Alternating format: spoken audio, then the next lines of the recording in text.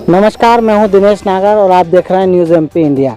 1 मई 2021 से 18 वर्ष से अधिक उम्र के युवाओं के लिए वैक्सीनेशन का काम शुरू होने जा रहा है, जिसको लेकर युवाओं में कई तरह के सवाल होंगे।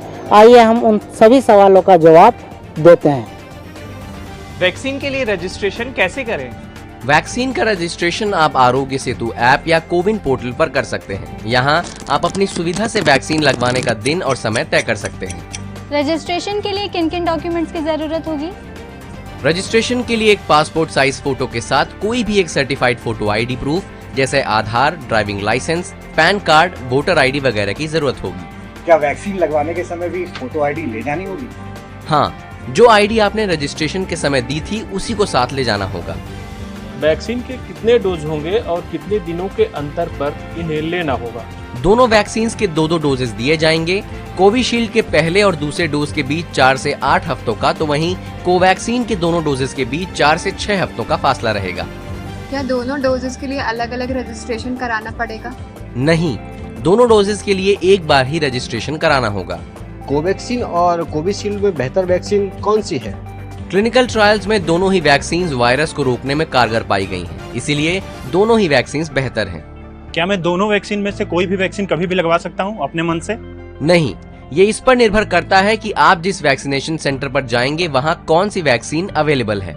मुझे पहले कोरोना हुआ था, अब मैं बिल्कुल पूरी तरीके से ठीक हूँ। क्या अभी भी मुझको वैक्सीन की जरूरत है? बिल्कुल, कोरोना के कई मामले रीइंफेक्शन के हैं, इसलिए आप रिकवर हो गए हों तब भी वैक्सीन लगवाएं। किन्हें वैक्सीन नहीं लगवानी चाहिए?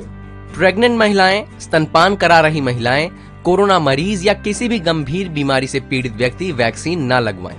मैंने पहला डोज कोवैक्सीन का लगवाया, दूसरा कोविशील्ड का लगवा सकता हूँ? बिल्कुल नहीं, आप पहला डोज जिस भी वैक्सीन का लगवा रहे हैं दूसरा डोज भी उसी वैक्सीन का लगवाएं। क्या वैक्सीन लगवाने के बाद भी मास्क लगाना पड़ेगा? बिल्कुल, वैक्सीन लगवाने के बाद भी पहले की तरह ही सावधानी बरतना जरूरी है। शरीर में एंटीबॉडी बनना कब शुरू होगी? वैक्सीन के दोनों डोजेस लेने के 2 से 3 हफ्तों के भीतर शरीर में एंटीबॉडीज बनना शुरू हो जाती हैं। वैक्सीन लगने के बाद किस तरीके लक्षण दिख सकते हैं? जिस जगह वैक्सीन लगाई गई वहां हल्का दर्द, सिर दर्द, बुखार, चिड़चिड़ापन, चक्कर आना जैसे लक्षण दिख सकते हैं। ऐसा होने पर डॉक्टर की सलाह से दवा ले सकते हैं।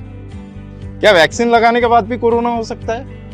वैक्सीन कोरोना से बचाव की 100% गारंटी नहीं देती है, लेकिन कोरोना से लड़ने में आपकी शक्ति जरूर बढ़ा देती है। वैक्सीन से पीरियड्स पर कोई असर तो नहीं पड़ेगा? नहीं, पीरियड्स एक पूरी तरह से नेचुरल प्रक्रिया है। वैक्सीन का इससे कोई लेना देना नहीं है। वैक्सीन की कीमत कितनी है? सरकारी वैक्सीनेशन सेंटर में दोनों ही वैक्सीन मुफ्त में लगाई जा रही हैं। प्राइवेट अस्पतालों में आपको वैक्सीन के एक डोज के लिए 250 रुपए देने होंगे। तो उम्मीद है आपको वैक्सीनेशन से संबंधित सभी जिज्ञासा भरे सवालों के जवाब मिल गए होंगे। अब देर किस बात की, न्यूज़ एमपी इंडिया भी आपसे अपील करता है कि आप जाएं और अपने वैक्सीनेशन सेंटर पर जाकर अपना वैक्सीन लगवाएं। धन्यवाद। देखिए, शासन ने जो निर्णय लिया है कि 18 वर्ष से ऊपर के समस्त नागरिकों का वैक्सीनेशन अनिवार्य है, कोरोना से बचाव का एकमात्र तरीका यही है।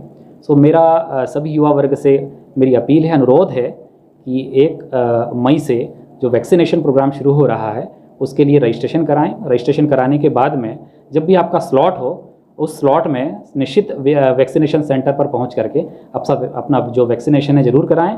साथ ही कोरोना से बचाव का एकमात्र तरीका यही है और राष्ट्र निर्माण में अपनी भूमिका अदा करें।